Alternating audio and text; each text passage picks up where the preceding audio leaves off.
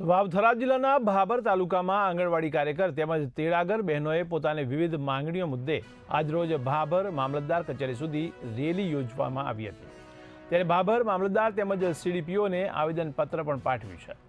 તો મળતી માહિતી મુજબ બહેનોએ પગાર વધારો અને સરકારી કર્મચારી તરીકેનો દરજ્જો આપવા બાબતે સરકાર સમક્ષ રજૂઆત કરી છે।